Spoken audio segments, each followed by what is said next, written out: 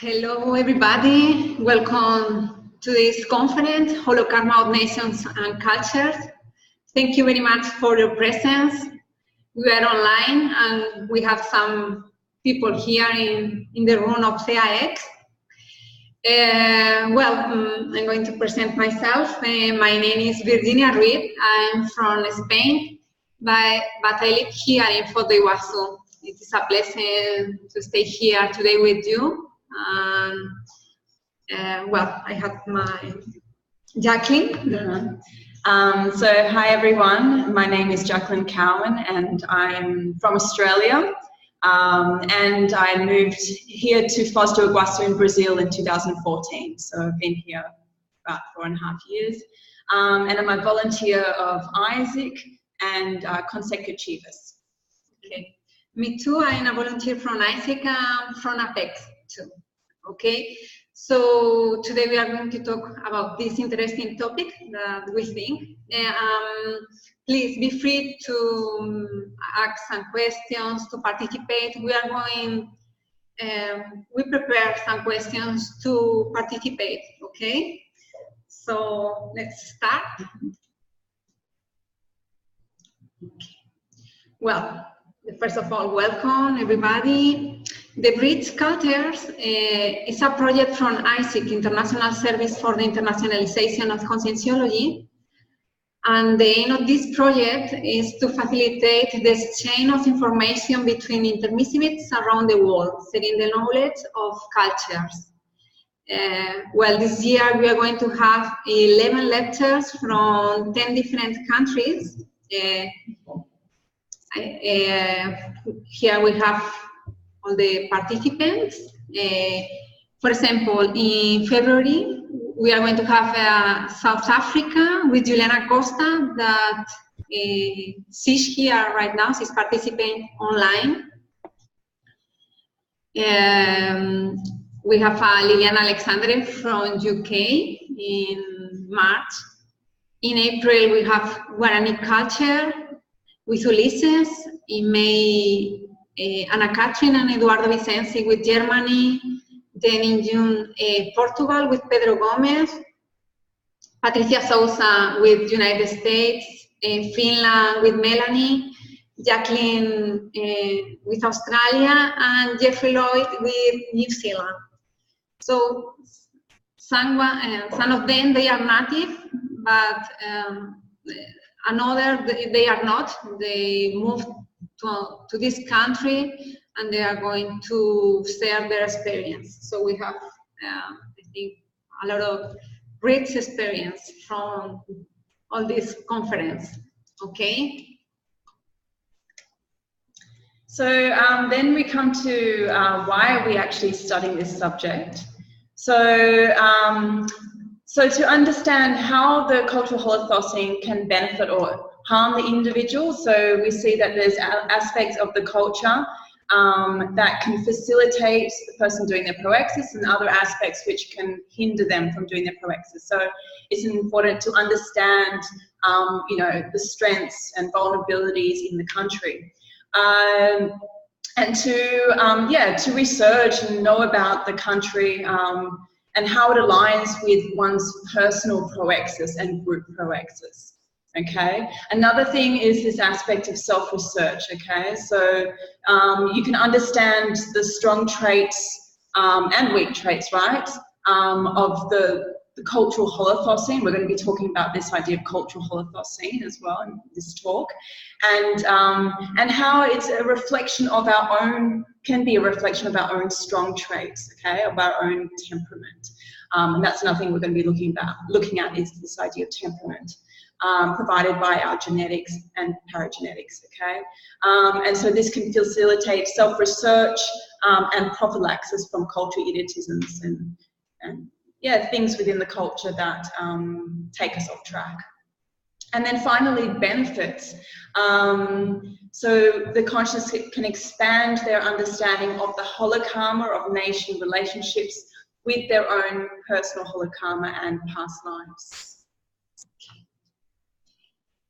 Well, we have the main goal of this conference, that is to present and discuss the cultural holothosene and Holokarma of the Nations. We have two specific objectives: to help the participants know how to study the culture of a country in order to clarify the difference between paragenetics and environmental factors, and understand the relationship between temperament and culture.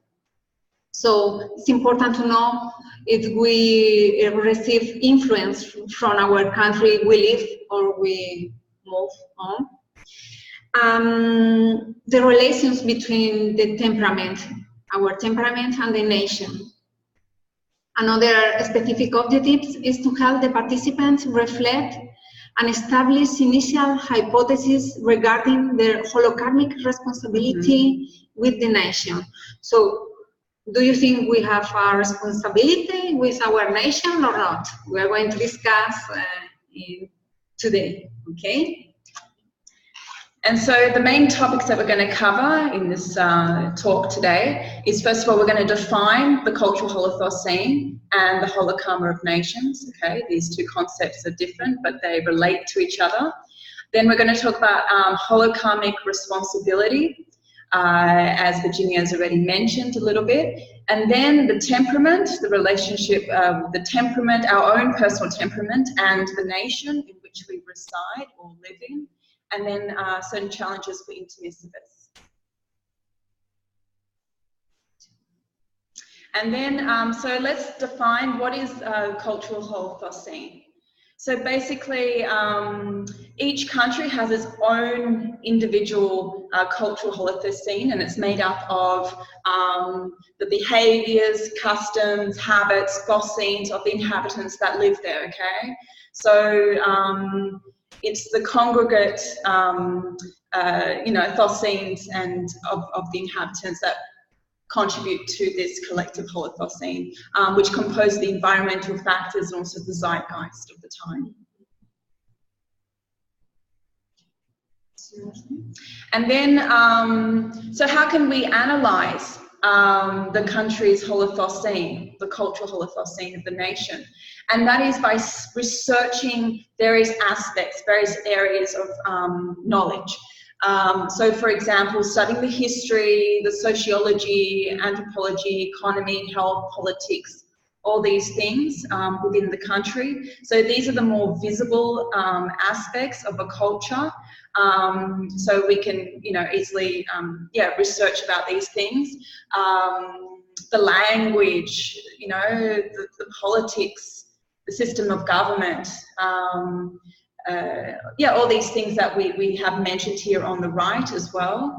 The human development index, okay? So which talks about life expectancy, lifestyle, things like that, education and health. And so then we have the more invisible aspects, right?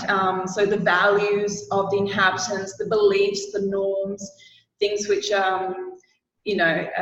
how the attitudes, how people feel about things, and it's not so visible, but contribute to the holothosene. Okay. Well, a predominance. A country is generally divided into states or regions, presenting micro-holothosenes, and in some cases it is difficult to generalize. However, through the micro-holothosene, it is possible to arrive at the country's predominant holothosene. As I was telling to you, I live now in Brazil, and some people tell me that for them they are Brazilian, and they told me that for them it's difficult to talk about one holothosene in Brazil. They tell me, but Virginia, Brazil is very big. It's very diverse. Yes, yes, I'm big too. The area is very big. And the north and the south is very different. Okay, the holothosenes are very different. But if we study or if we examine the micro-holothosenes, we can get the main holothosene. And for example, if you think in South America, there are different countries like Paraguay, Argentina, Chile, Brazil, and they have difference. They have a specific characteristics that they separate from another country. For me, it's very interesting when last year I was in a car and I was in the frontier between Germany and Switzerland. And when I enter in Switzerland, the bioenergy changed, and I perceived another energy very different from Germany. It was like very liquid, fluid. I was feeling different. If you feel the energies, you can feel too the temperament of the people that is different. So it's interesting to observe this difference, because I think, yes, every country has their own specific characteristics. Okay. Another thing is the influence. An important goal is to increase one's multidimensional self-conscientization about how the cultural holothosene influence the consciousness. That is because the level of influence of the environment of a consciousness reflects their evolutionary level. So we have another example with immigration, cultural shock. So when you move to another country, sometimes you suffer with the culture shock. You are not used to have you have a new experience, like could be simple, like for example, you go to the supermarket here in Potiguazu, people is very open, they are very affectionate, so they are very kind. But in Madrid, for example, I didn't used to have this treatment, and it was very like, for example, people ask me for my life, another thing about personal things of my life that I use. No, but it's my life. But people here share a lot their experience. So sometimes we can understand our influence when you move to another country, and then you perceive, this is different. Why I am reacting this when someone is asking me for personal things? So that's interesting. We have another concept, okay, the Holokarma of Nations. Nations, as well as consciousnesses, have holokarmic current accounts, which are reflected in the collective group of the country in which they live. Okay, the study of the holokarma of the nation is based on the present and multi-secular history, connecting consciousnesses who are or were part of this country through the law of cause and effect. Okay, so we all have an holokarma, you or me. The individual, the people, have the ego, group karma, and polykarma. But the nations, they have too an holokarma account. And it's composed by the sum of the ego karmas that they live in the country, or they participate in the history of that country. And they can have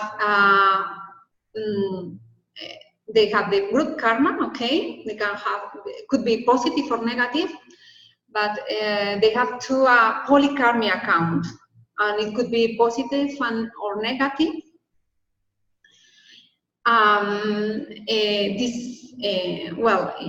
In the balance, each nation has a holokarmic balance, being the sum total of historical events that occurred with that nation, and which create its own holoform and a specific holothosene, sustained by the acts of intra and extraphysical consciousnesses within that country. Okay, so what I was talking to you, so we need to know the balance of the country.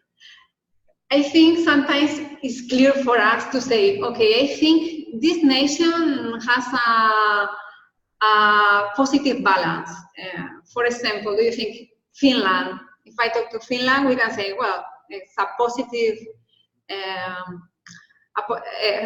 Finland can have a positive balance. But if I talk about Switzerland, we can have some doubts. Some people can say, no, it's very positive for that reasons. Another, no, it's not, because even was neutral in the World War, in the Second World War. With the money, with the banks, there were some anti-cosmoetical events, facts. So you see that could be easy in some nations, but in another could be more complex to know about this balance. Okay? The history. Well, based on a broader understanding of the universal history of humanity, including the relationships between countries, we can understand a country's holokarma more clearly. So I think when we have doubts, how can we study the holokarma of the nation? Reading in books, knowing more about that culture, knowing people from this country, visiting that countries, because then you're going to have an overview, okay, about this nation.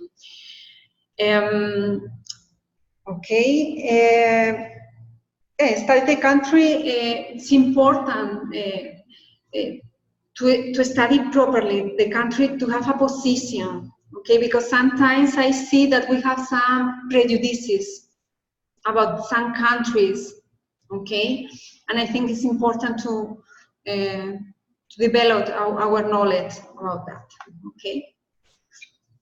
Okay, so we can construct an understanding of the Holokarma of Nations where we live and establish a relationship between the Holokarma of the nation with our own personal holokarma. Okay, so as we were saying before, our personal holokarma is reflected in the larger nation which we're living. And so there are 4 variables presented in this table below to study the Holokarma of Nations. So we have here, first one, the past or present holokarma. So if we study the significant events from history in the past and also recent history, we can get a clear idea of the actions where the country made mistakes and those things which they did correctly, right? And the geopolitics as well, and the holothosene of the nation. And then we have the current karmic balance.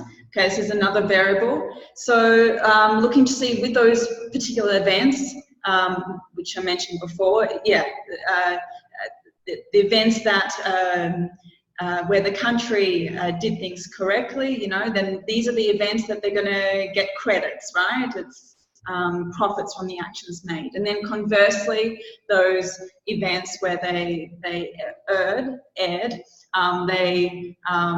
they're going to accumulate debts, okay? And this occurs over time. So you can more or less see where the country is up to in terms of their holokarmic accounts if you study these historical factors.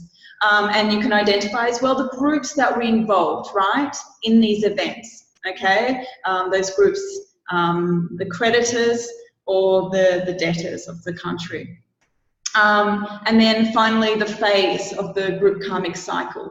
So, you can basically see, in what phase is the country in? If they've been, if they're very entangled in anti-cosmoethical actions, then they're more likely to be in maybe an into-prison phase. Or are they trying to justify or correct their actions that they made in the past, the anti-cosmo actions of the past? So then they might be in the recomposition phase. Okay? And then, Okay. So this is one way to study the Holokarma of Nations. We are giving this table, but we know that it's more complex than this. But we can start with something simple, and then we can continue the study. So we are bringing today an example about Germany. Well, we bring this example.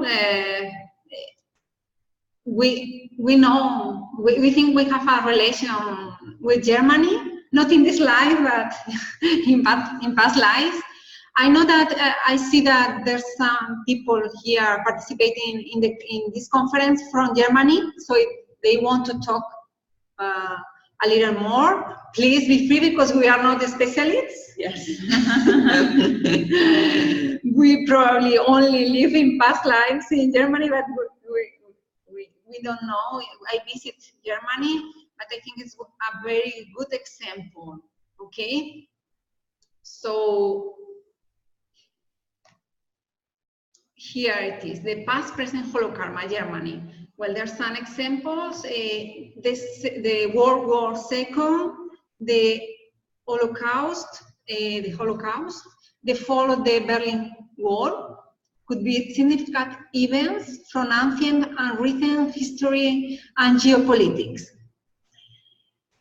The holothosene of the nation. Well, when you think in a country, now specific Germany, what do you think? You think about bellicosity, could be because of the wars, but you think about technology too. If you think in Germany, one of the things that they are contributing more is with high technology.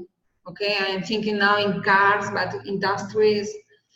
So it's the main things that they represent.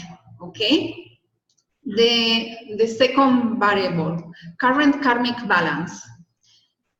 We think that they have a debtor balance. Why? Because the damage caused from the Second World War. Okay. Which are the debtors? We think they are the principal debtors of that country, but we can talk about, for example, immigrants or people that they are different. They have different, for example, homosexual or another. Other minority groups. Exactly, thank you. The minority groups, I think, could be the debtors. And the phase of the group karmic cycle. Well, we think they are in the recomposition. Why? Because if you see the things the country is doing, for example, the official acts towards the Second World War, the victims. Well, we are seeing about the memorials, the condemnation of Nazis, the reimbursement for war losses, apologizing to the Jews, and they have public immigration policies that they are, yes, more favorable. Yeah, they're more favorable. They in many times they open the frontiers, so we consider they are in the recomposition. The recomposition, well, they are finishing the recomposition. I don't know. It's difficult to talk about, but it's. I don't know if we have a question here, but it's a way to start understanding how the Holokarma of a nation is working. Well, also interesting to note. Okay, Zephryus talking that also interesting to note that the German nation was one of the European countries that colonized a lot of others. Exactly. So this is going back more into history. Yeah. Yes. Exactly. So, well, everything is okay. If you want to participate, talking anything, please be free, okay? But we can continue. Yeah, I could say something. Can you hear me? Yes, please, Christopher. Yes. I think what you said is true. It makes a lot of sense. But I think there are different levels. So when you look at the level of, let's see how Germany as a nation, also as other nations, is involved in creating refugees, so to say, by exploiting the so-called third world. Concerning this area, I think Germany is in a different phase. It's not recomposition. It's maybe still, I don't know what the name of the phase is, at least inter-prison, I think. So, yeah, I think there are a lot of levels depending on which topic you look at. Yeah, I think you need to, how can I say, weigh all the evidence together, right? So look at all the acts that are going on, and yeah. But do you think the interpretation because well, not only, but because of the Second World War, or because Germany has a long history, not only the 20th century, but they have a lot of periods. If you can think, well, I'm not going, for example, if you think in Germany, they have a lot of intellectuality there. Most of the most important people thinkings, they were there in Germany, so they contribute a lot. So we can see, we put here the Second War because it's has a lot of power in the idea of Holokarma of Nations. But, well, I don't know if they are in the interpretation, because I think they are Germany is doing their work. Perhaps it's in the beginning of the recomposition, because the recomposition have a lot of phases. But when a country has interpretations, they have more difficulties. Like they are still in war, they have still a lot of problems, a lot of corruption. But Germany, in this case, has is living in a positive way. The country, people have quality of life. Virginia? Yes, talk. Yes. Can I just add that Germany is still one of the biggest weapon exporters in Europe? They have been exporting a lot of weapons and tanks to Syria. Mm-hmm. And then they took on the refugees that they created with the weapons export. That's still going on. They're making billions. Yes. With this business. Right. Weapons produced in Germany. Mm-hmm. And it's another factor to consider. You can see evidence for the various different. Yes. For example, in Spain, thank you, Melanie, to remember us this, because, for example, in Spain or in most of in France, or I know in most of Europe, in most of the countries from Europe, they sell weapons to the war, and it's incredible. American is doing too. So I think yes, in this way they have they are creating some interpretations. Yes, I agree with that.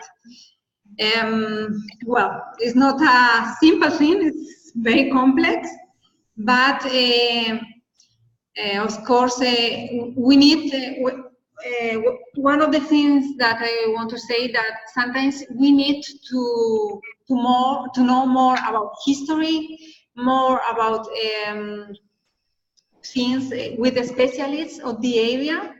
Why? Because you have an overview of the country. So I think this is good for the debate to discuss, to understand more. And we'll go deeper into this discussion when Anna-Katrine and Yes, Waldo, exactly. they will give this. And I'll say something. I would like to try to say something. You know, I just injured my tongue before this meeting, exactly before, so I don't know how it will go. I'm German. I have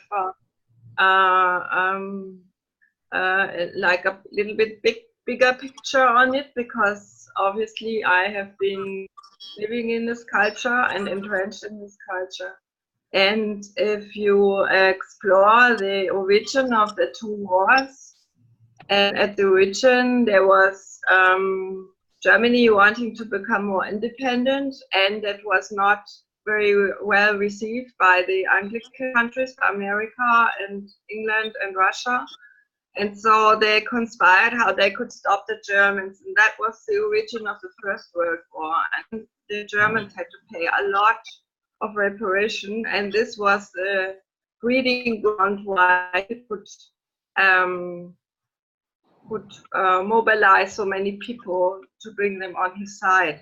And as I see it is, for example, I'm very involved with the Mayan calendar. And there's a study there, and they talk about the Hunapu, which is the life tree, which is related to the cosmos, and the line going on the earth in the middle through Germany. And in the different ages, there have been peoples going away from this line and coming to this line. So I believe that in Germany is an immense power, and there are a lot of not just book print, for example, has started there, or the Brethren prayer meetings for mission and hundreds of years and so on, and musicians and philosophers and so on. And I think there's a lot of potential, but I find it interesting. There's so much terrible things happening in other places of the world, atrocities similar to what happened in Germany, but in the TV it's all Germany. And many Germans, they never say I'm proud to be a German, you know. And our neighbors, the French, say, oh, I'm proud to be a French person, but Germans would never allow to do that. Okay. So for me, this is a real power struggle of good and evil. And what was mentioned before about the weapons, yes, that is true. But I think it's also important to distinguish between the politicians and the people, because many times politicians do things that the people do not agree with. Okay. Also, one more thing that is where Germany is leading, that in the technology of the environment. We are leading. I don't think there's any other country that has so advanced technology. Sorry, what's your name, please? Kara. Kara. Okay. Thank you for your contribution. We are going to discuss Germany in the first semester in May. So I think it's for that reason we put this example, because I think it's very interesting. They have a lot of controversial.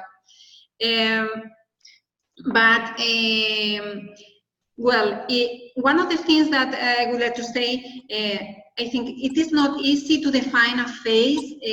We bring that we think that is the recomposition, but we need to go deeper. But today we cannot do this because we have the opportunity with Anna-Katrine and Eduardo, and we are going to bring these ideas. Thank you very much for your contribution. Please, we would like to participate you.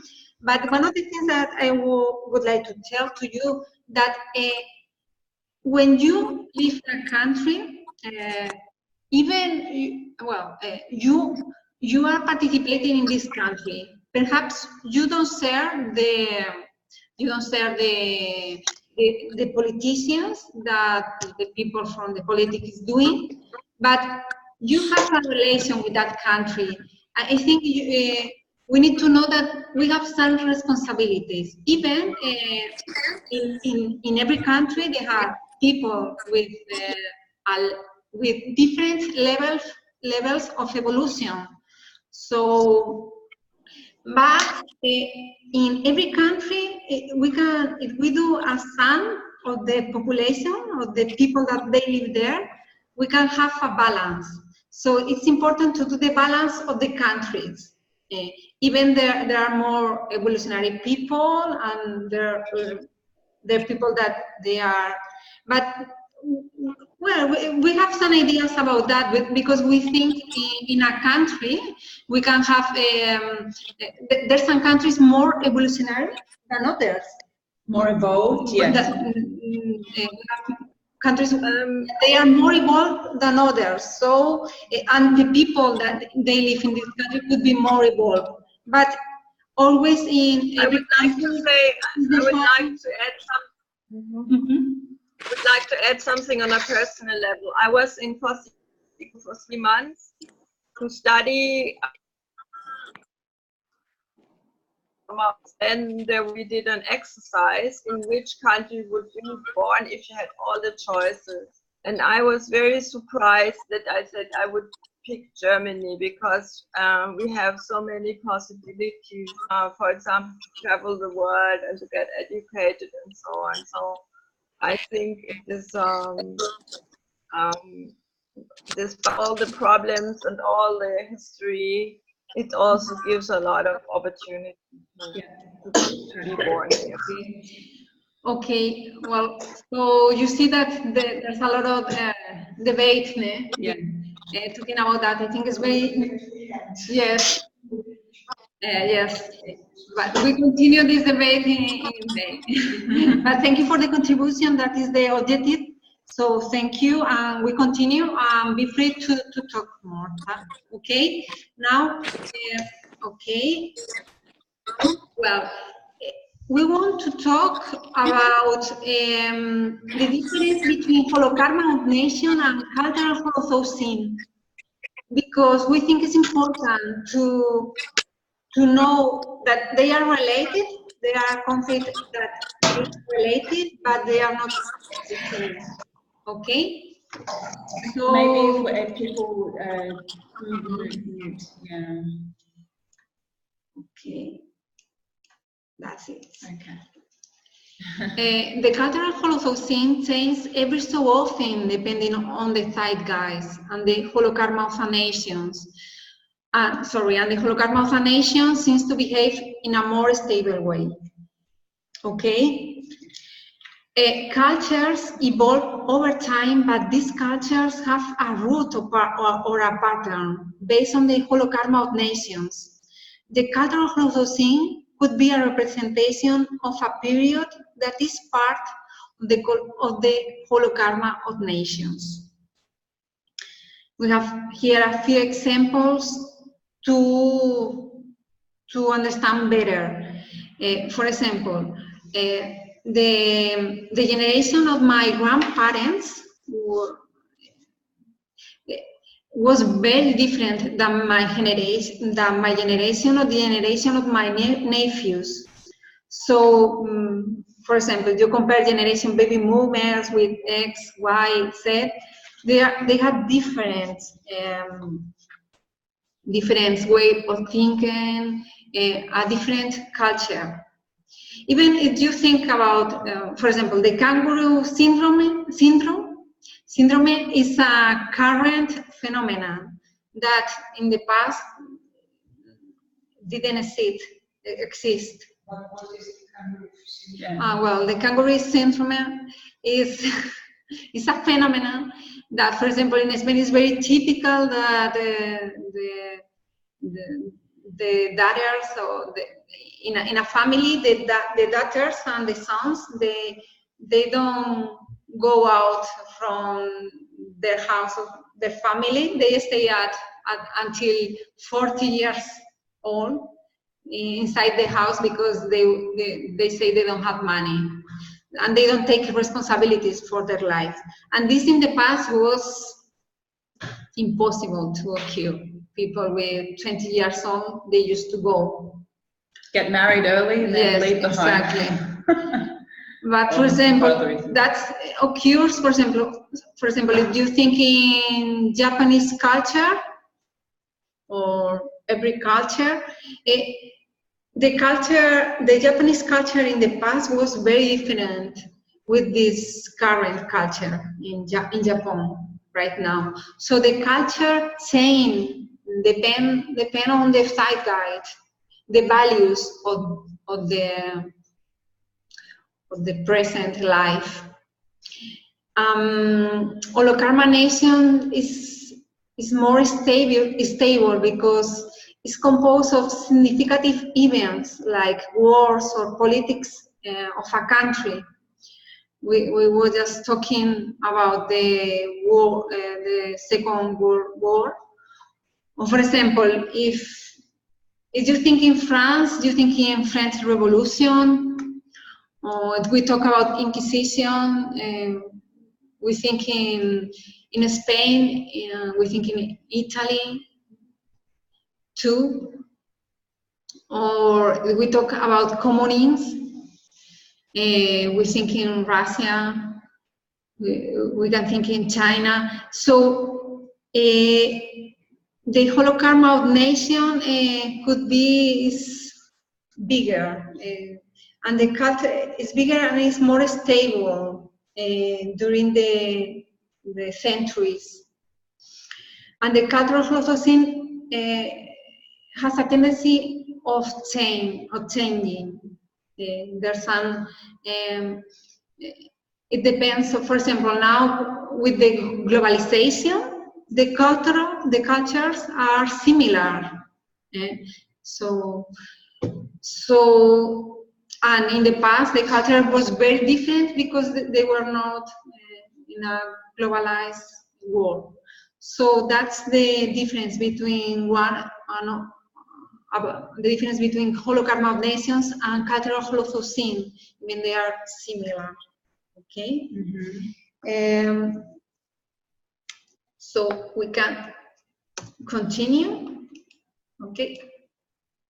We have some questions here. Okay, so we have some questions to ask you guys about the cultural holothosene and the Holokarma of Nations. So do you think that there are countries that can help you to evolve and others that can inhibit your evolution? What do you guys think?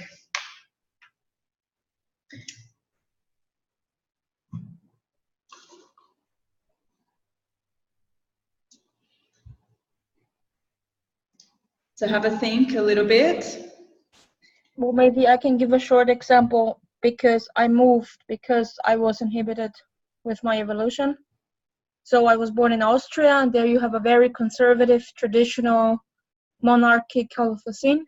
Mm-hmm. And there's like any kind of innovation or new ideas or leading edge ideas that we have in Conscientiology, they're not very well received. There is no freedom to express those views, and I felt already when I was a teenager that I could not express myself or my energies. Mm-hmm.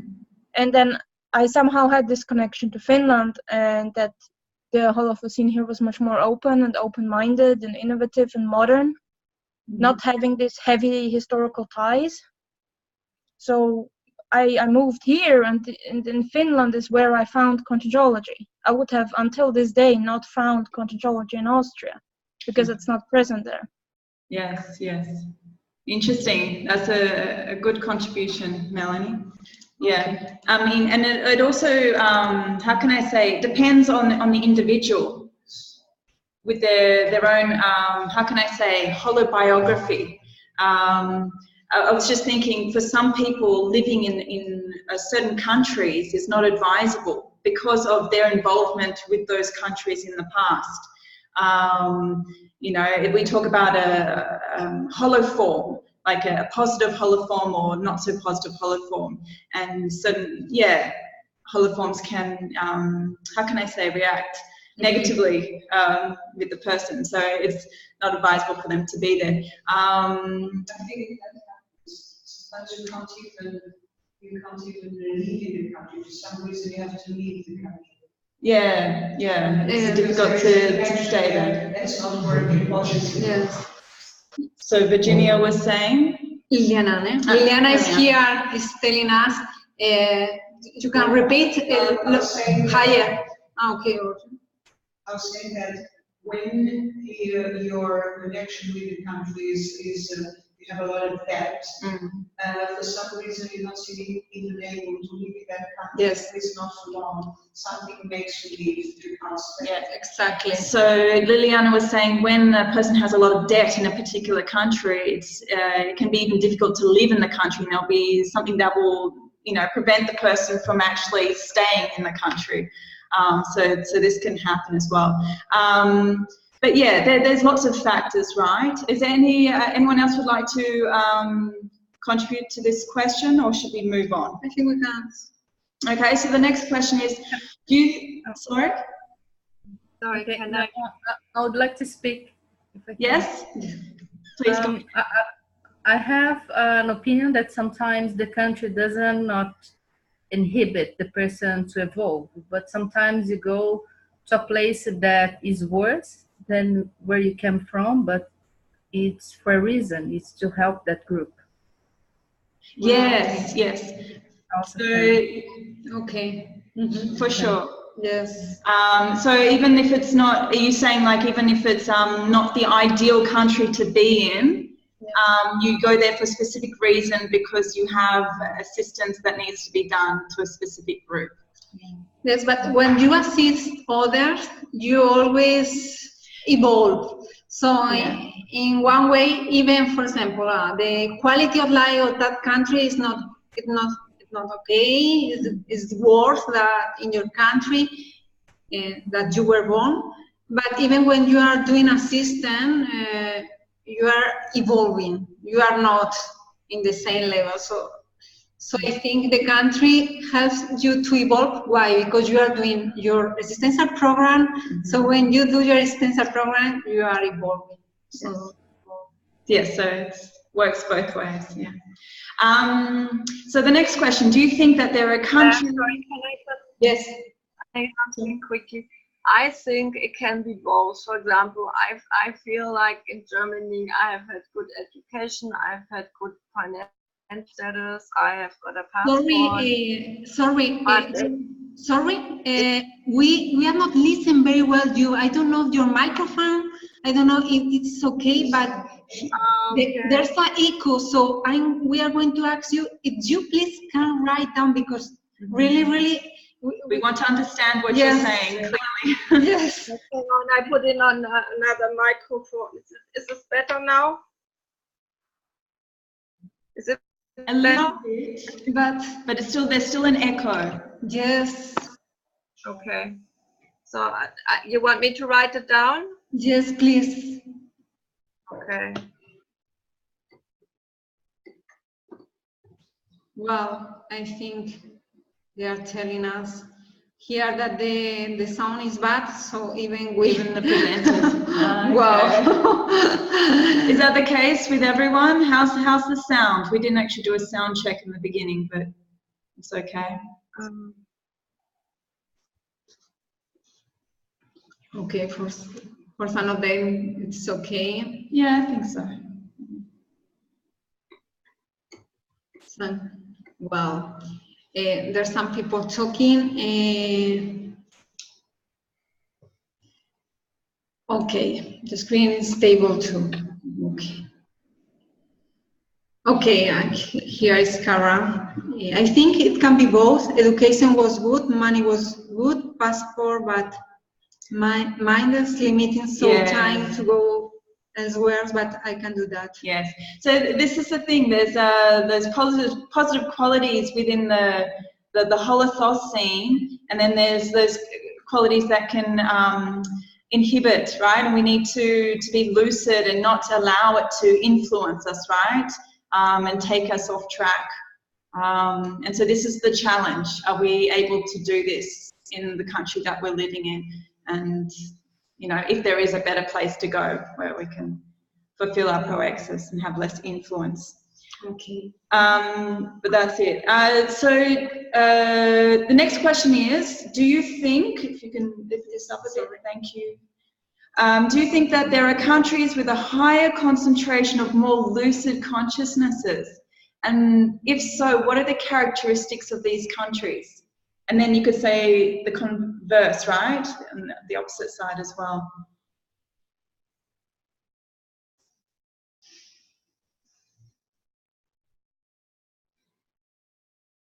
It's a controversial question.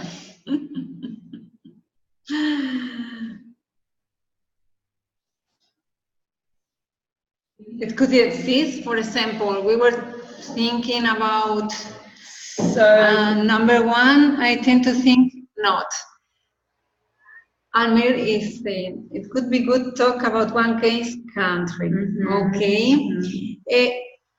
When we think about these questions, we think first in a astrophysical community that you think you all know that there are astrophysical communities that some of them they are more positive than others. So we think here in the astrophysical countries could be more positive countries than another.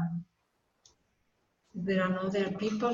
There's always higher, more lucid consciousness that are less in every country. Yes. Yeah. So Lucid's saying, Liliana is saying that in every country there are more lucid consciousness and less lucid consciousnesses, right? In every country, and that's correct. But then we can talk about the predominant or the average, right? Consciousness level of lucidity. So Ingeborg is saying yes, they are more peaceful and live sustainably in certain countries, and whereas in other countries there's more conflicts happening, right, and more corruption or more problems, less quality of life. According to Maslow, we need to cover out Servila first, survival first. Once we have no dance to live, we can dedicate life to spiritual matters. Okay, yes, that's the needs. Yes, Maslow talk about the needs. Okay, but every country, this is related that some countries they have high level of quality of life. Not others. Jeffrey is saying, I think the mixture of consciousnesses there will be. Oh, something just disappeared. 1 moment. Yes. I think the mixture of consciousnesses there will be more or less the same. The culture will affect them. They may appear better or more lucid, but the reality maybe is that they just received more education and more erudite. Yes, this is, I think, a very interesting, how can I say, way of looking at things. If we say if the same consciousness, two consciousnesses at the same evolutionary level, one was born in a culture that had a lot of opportunities and one less so, then the result would be different. And so this is definitely a contributing factor. I would agree. But then, how can I say? The reason, I don't know, this is kind of controversial, but why are some consciousness born in certain countries and then others in other countries? And we're going to see in the next slide about responsibility. Yes. But here we have countries are like people. They have a strong trait and weak traits. Exactly. That's the temperament of the nation. Yes, the values they have. Juliana is saying, I think you can have random higher consciousnesses in a country, but as far as now, today Brazil has more intermissives, which it makes a higher concentration of more lucid consciousnesses. Yes. Yes, but I think there are more. There are a lot of people. Yes, here we are in Foz do Iguaçu, and there more than 500 people studying or more, 900 people studying about the evolution of a consciousness. So that's helped to the city. I think this, that helps to the urbanization of the country. But I think that, don't you think that the evolutionologists decide to keep the balance between countries, because sometimes, for example, in some countries there are a lot of interpretation, so sometimes it's not interesting for an intermissivist to stay there, because it is not going to be good for that intermissivist. But sometimes, for example, imagine that there's someone that has the abilities, she or he is able to do the work and stay in a country that is not very easy. Yes, but it's not so influenced by that country. Yeah. For example, if you develop your diversity, diversity, truth and freeness. Yeah, you are more prepared to do that. So I think it's interesting to know about that, because an intermissivist need to have to take care of the responsibilities. So you are going to choose which country, the country that is more evolutionary or not, or the country needs more help, or the country you have more depth with. Exactly. Or you have, I think the main point is the country that you have more responsibility. But the country, of course, the country that you're able to, at this current evolutionary moment, that you're able to assist. So there's many factors to take into consideration. I think some of the characteristics is a democracy, freedom of speech, yes. Exactly, peaceful, and education. Yeah. And should we keep reading? Sergio, the geography and the relation with local immanent energy management can give clues about evolutionology's work. Okay, yes, could be a point. I think there's some earth chakras around the world. Luisa Conscientia is saying, I think we cannot know if other countries have less intermissivity if Conscientiology has not yet reached this country. Exactly, that's correct. We don't know how many intermissivists are out there, right? Yes, exactly. Or out in the world. And even in Conscientiology, there are intermissivists, but there are some evolutionary people that they are not from Conscientiology, but they are very lucid. They are helping a lot the country, but they're not going to be attracted to Conscientiology. Exactly. So that's relative, but yes, that's our work to attract intermissivists, to call intermissivists from different countries. Okay. So Ingeborg says they are an invitation to dialogue. For number 4. Okay. Sergio, don't praise Brazilians, please. They will get flattered and gluey. And there are a lot of gringos and Foz as well. Yeah. Exactly. We're here. Gringos are always welcome. We are no longer in them, yes. I meet at Conopoli, yes.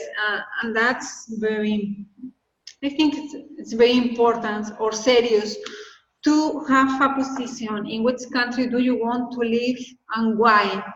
Because sometimes, for example, I moved to Brazil because I think the work in Spain, it was not, the work that I want to do in my existential program, I thought that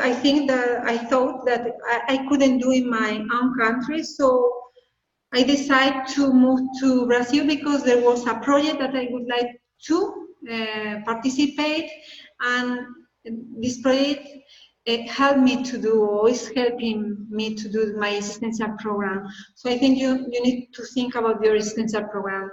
This country is helping me or not? Or how can I help this country? Magali, have you thought about our own karma directing us to be born in a certain country? Yes.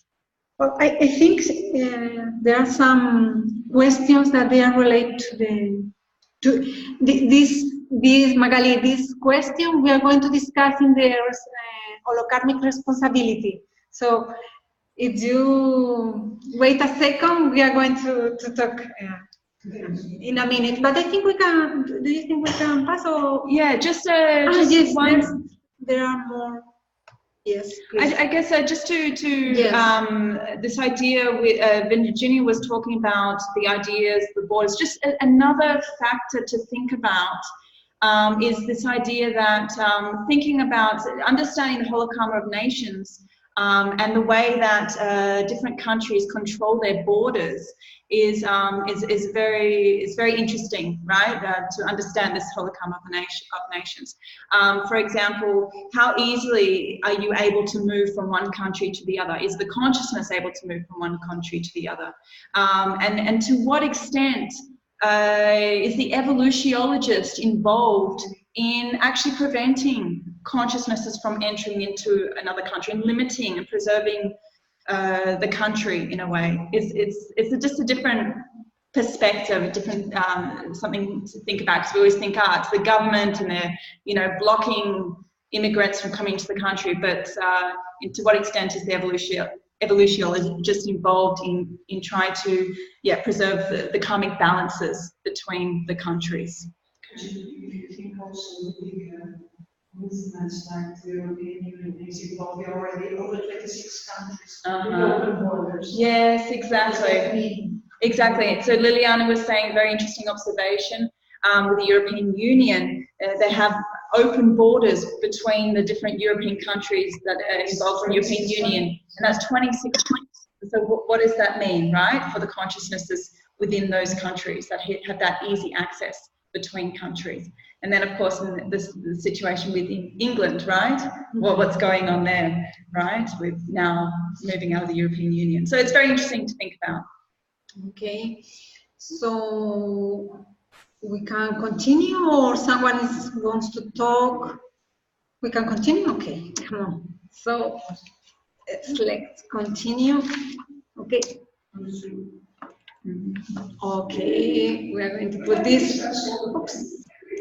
Yes, oops. I think okay. Now.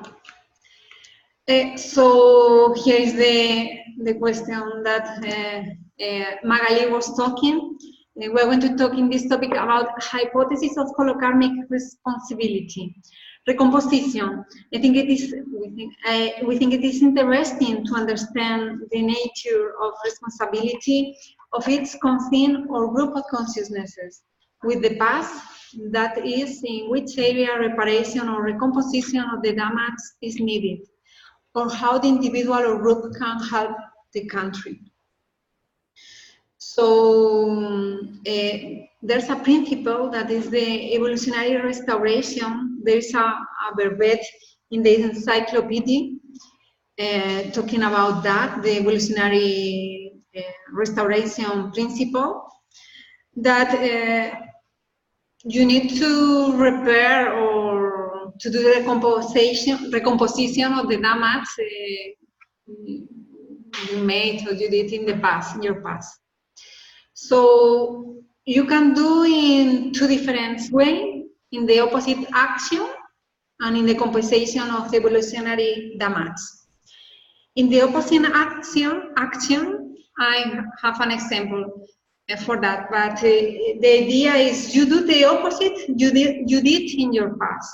So if you kill someone, you are going to give the life. For example, you kill someone and you are going to give the life, and in this life is going to be your son, for example. And the compensation of the evolutionary damage, for example, if you destroy the nature, you burn the nature, you are going to plant a lot of trees, you are going to respect nature, you are going to defend the right of nature. Nature. Yeah. Nature. Mm-hmm. Or it you used to, in the compensation of evolutionary damage, for example, that you in the past sacrifice animal, in this life you are becoming a vet. Yes. Yeah. So that's with people. We have some example with the country. For example, examples with we can see some, well, in the present, in the current period, we can see the migration from South America to Europe. There's a lot of people going to Europe, or from Africa to Europe.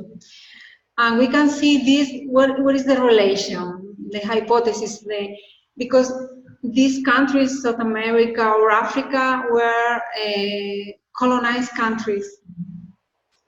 And the colonizing countries are receiving this, the people from colonized countries. So it's like it's a kind of recomposition, if we can think about, or external politics from some countries. For example, the debts that Brazil has with Paraguay. So there's some movements from the political or movement from the people, and this is kind of this how it works, the Holokarma of Nations with the recomposition. Another idea, I don't know, Magali, do you want to talk a lot or a little more about that? But I'm going to read again your question. Have you thought about our own karma directing? Well, so when we are born, when we are born in one country, in a specific country, we should think about what is our responsibility. We have some questions, I think, that we can. I think we're coming to that very soon. Yes. Okay.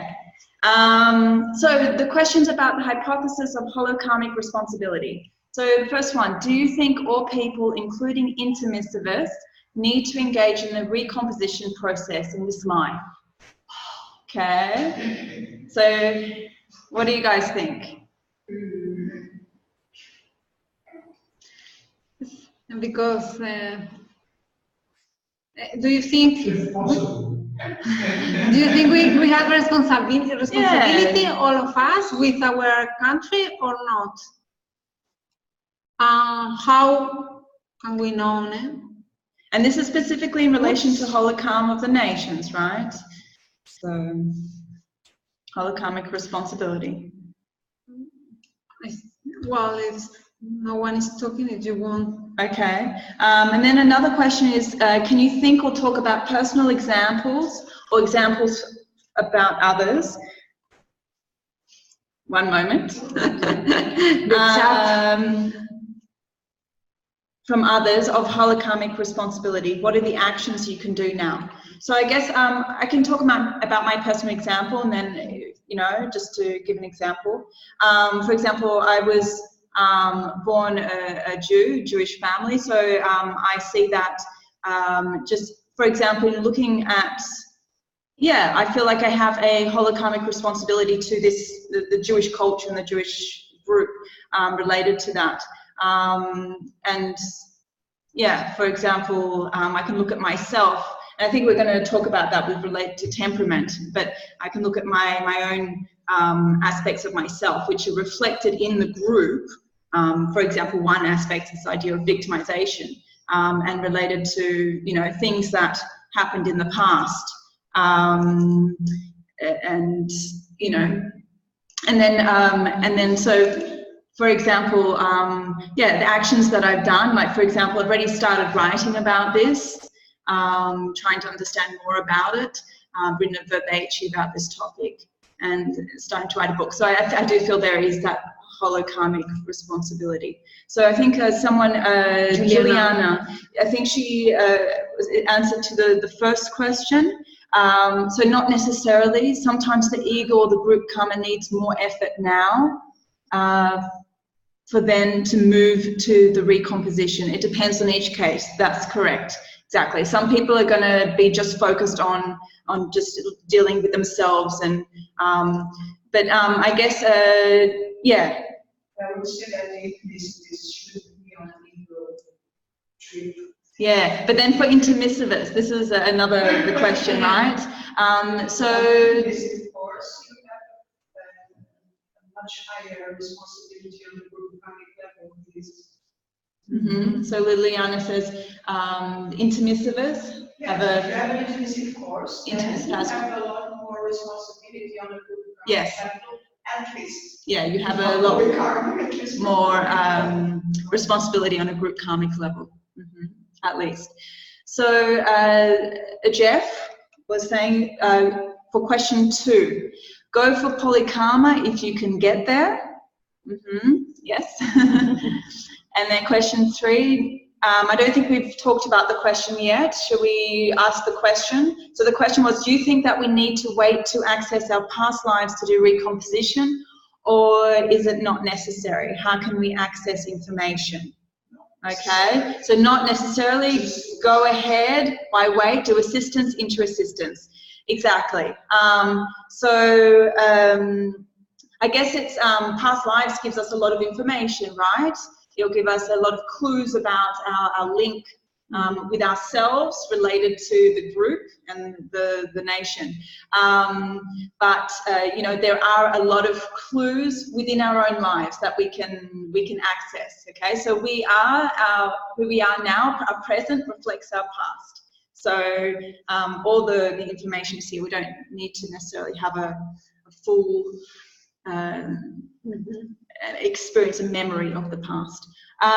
Then from Sergio, my personal answer to 1 and 2 at the same time, final stage of recomposition regarding religion. So this is your personal experience, okay? And then question 3, eventually access to past lives will naturally come up if they are relevant. Trust the helpers. Yes, that's correct. You still want to try and have past life experiences, retrocognition. So this is the aim. This would be ideal, right? To have those experiences. As soon as you're ready. Okay. Yes. Yes. Well, anything else to add with this? Sometimes, for example, in my case, in Spain there's monarchy, and when I was living in Madrid, I always was against monarchies. Like I didn't understand why monarchy is still existing, but it's something that exists. But okay, I was living in Madrid. It was okay. But when I moved to Brazil, when I participate in dynamics, there's a lot of people talking to me about monarchy. Oh, I see monarchy in your field. And I start studying monarchy here in Brazil. Because in my country, I didn't realize that I have a link. And then I realized that I have a lot of things that they were relation with monarchy, but I didn't realize until I arrived to another country, and it is very interesting. And I start looking for my examples in the family, because my family is not from monarchy, of course, but for example, I have a brother that his best friend has a palace and has a relationship with monarchy, his best friend, so it's very near. Or for example, my surname is very long, and it seems that my surname is related to the nobility. Mm-hmm. So you can observe your family, your friends, that they can give you some information about your responsibility with your own country, and then try to do something, even you don't have recognitions. Luisa Consciencia is saying something. Okay, so Louisa, for example, was born in Africa, Mozambique. Despite being a child, I felt more openness there than in Portugal. My parents were not expected to return to Portugal. Of course, it may be related to recomposition, but I think it's also related to the holothosene of this country. Yes, Mozambique, the relationship between Mozambique and Portugal, because Mozambique was one of the colonized countries, right? Yes. So that's interesting, that connection. It'd be very interesting for you to research about that connection, right? And then what is your responsibility then? Interesting. Good examples.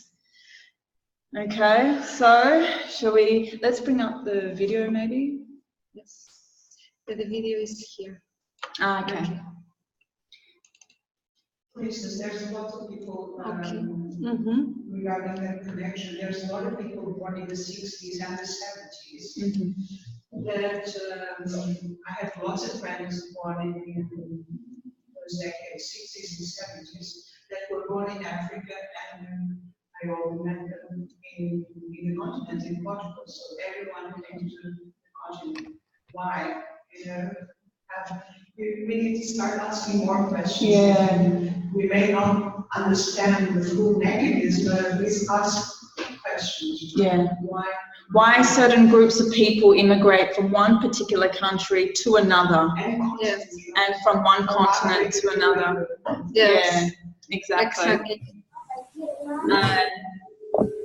So then we come to so we'll just quickly go through this slide because we don't have much time left. So this is just, it's asking us to pay attention to our temperament, because our temperament holds clues regarding the cultural holothosene and then the Holokarma of the Nation, right?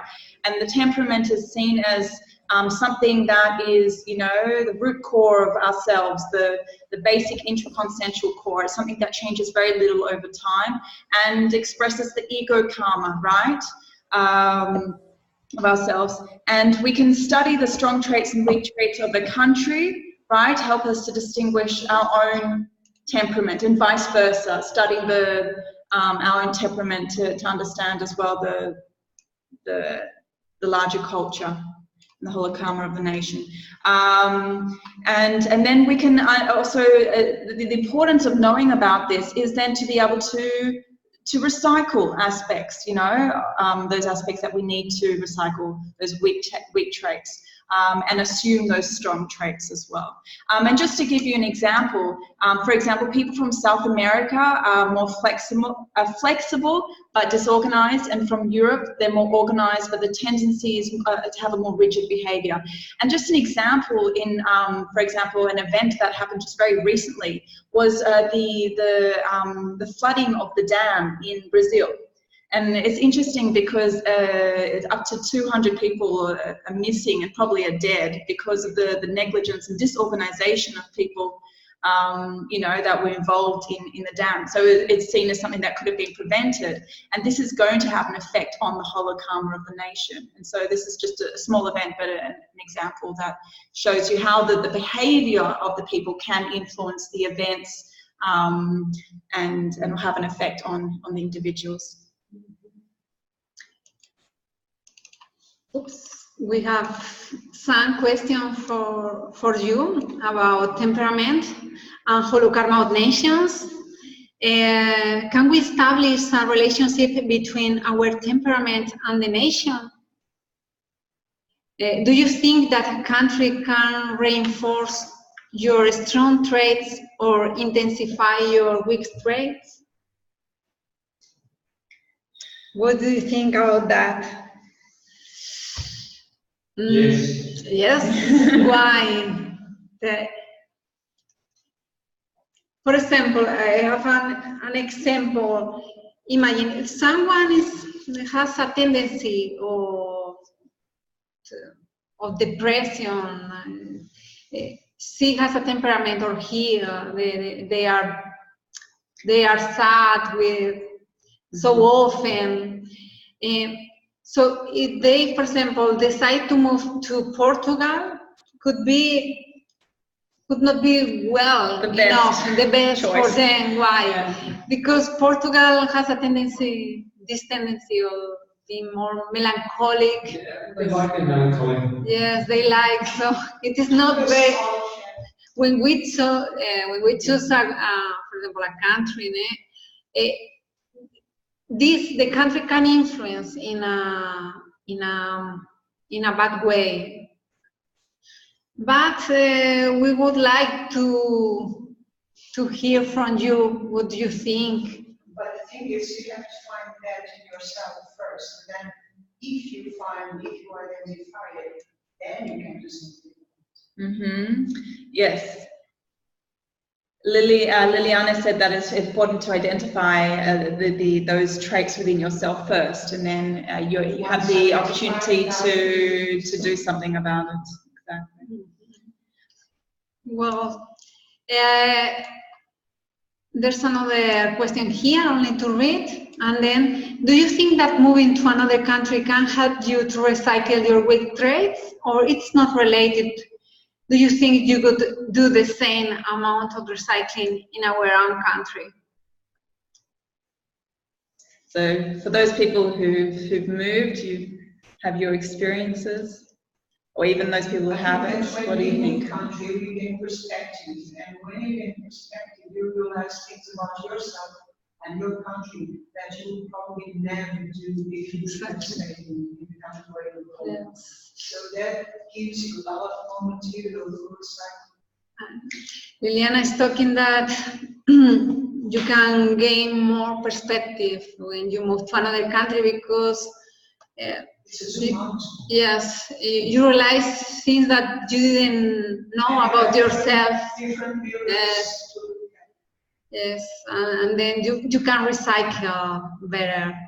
You can do a better recycling. I agree with you. It's first to identify them, you cannot identify them. I can say from own experience that in Austria that people are a little bit more disorganized. That they're very oh, let's have a lot of fun and stuff like that, and they're very flexible, but then they are disorganized because of that. So when I moved to Finland, I had this little culture shock that everyone was brutally on time. It was not too early and not too late, not even 1 minute. They were on time. And the society just works that way. People think you're not coming after 3 minutes if you have a meeting. So you have to I had to force myself to be on time, not just a couple of minutes of very impolite already. Yes. And I had to relearn that. Change that behavior within yourself, right? Yeah, and to organize my life also around that. And every time now when I come back to Austria to visit family and friends, I realize this difference that I lived that way before, of not caring too much, of being very on point, or very on time or stuff like that. But at the same time, I see that Finland, people here are not flexible at all. Yes. And you cannot, if it's on the paper written like that, that's it, that's the law, that's the religion. And in Austria, you can actually talk to people. There's this listening to each other.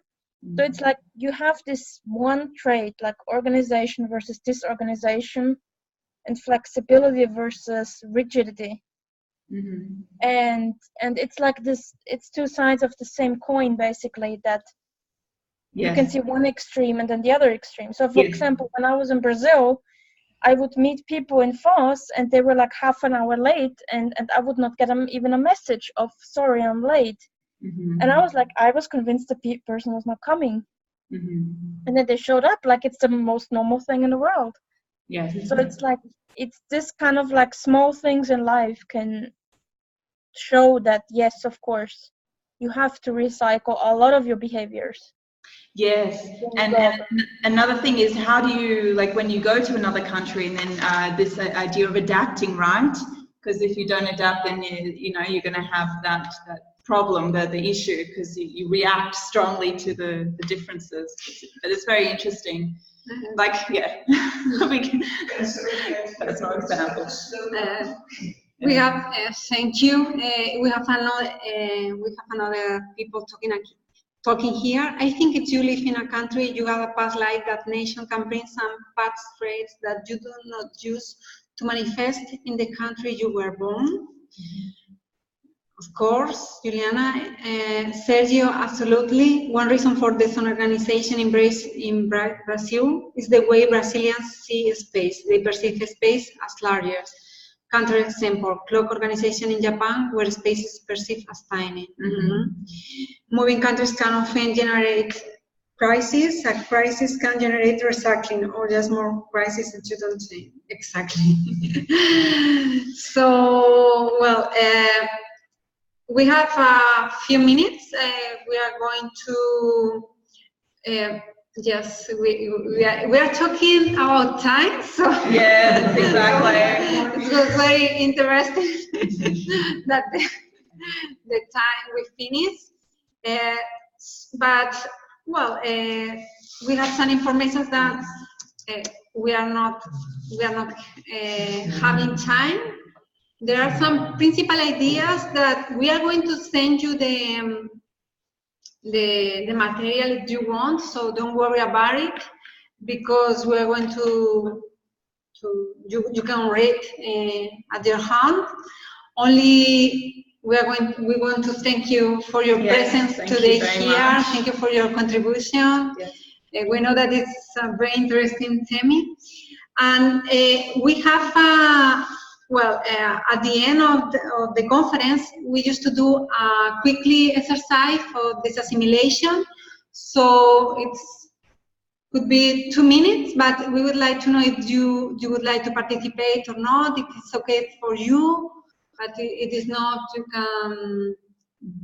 you can, yes? And just before we do the energetic exercise, just very quickly, should we mention? Yes, exactly. Next month, right? Yes. Next month, we are going to have the conference of South Africa with Juliana Costa, and it's going to be in 24th of February at the same time. Okay? And just one more thing I'd like to mention is that in August of this year, for those people who don't know, we're going to have International Week, okay, a series of activities in English that's going to be in Foz do Iguaçu, and it's going to be from the 16th to 25th of August. Please go ahead and check out the website for more information. Yes, go to the website if you want more information, Isaac Cons, and we'll give you the link. Okay, so thank you very much for your presence. Do you think we can do a quick exercise? Okay. Yes. Yes, we can do. Okay, thank you. So let's start. Okay. Okay, thank you very much. So please open your eye, or close your eyes. Concentrate in yourself and bring your energies up to your head.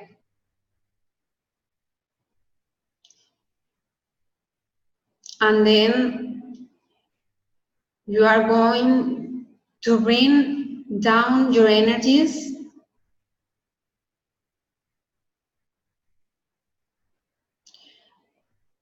until your feet,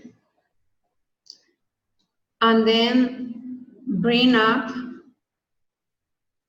until your head, and do this movement until you install the vibrational state.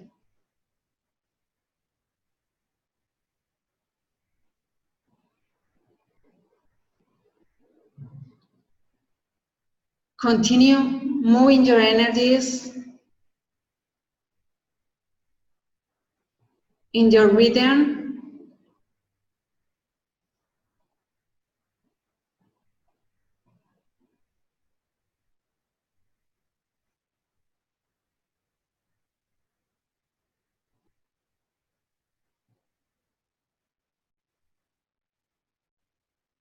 And install the vibrational state.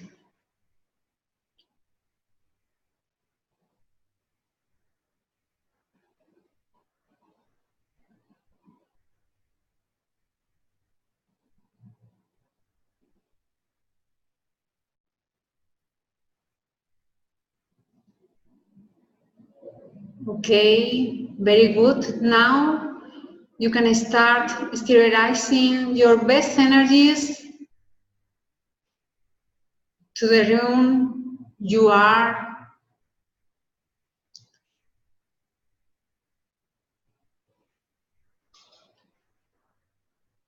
We are connecting here each other, even we are in different countries.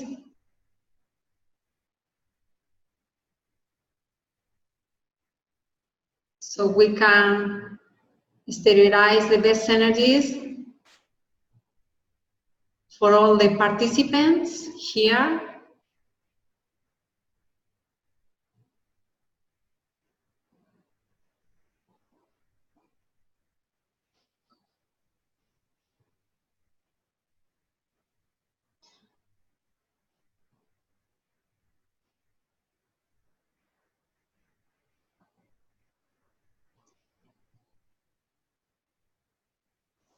Okay, we can stop and then we are going to do the last movement. Now you are going to absorb the energies from this field installed here during this activity.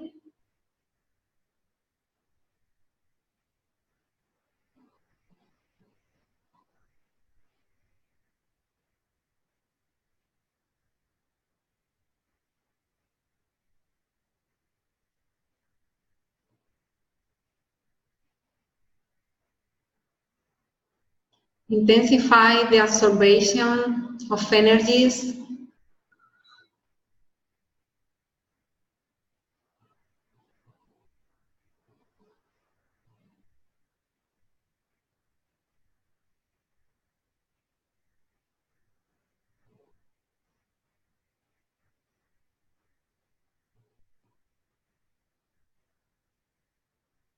Okay, and now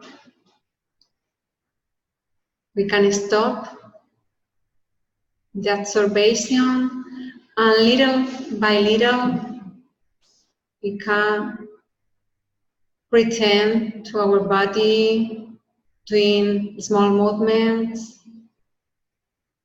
Okay, everybody is okay?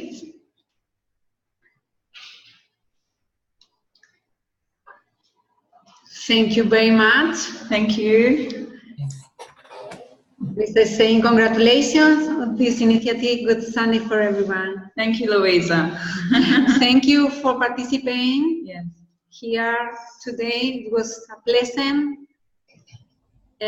See you next time. See you on February with Juliana. And you can say goodbye, all of you. Thank you very much. Thank you. Goodbye. Thank you very much. Thank you. Bye-bye.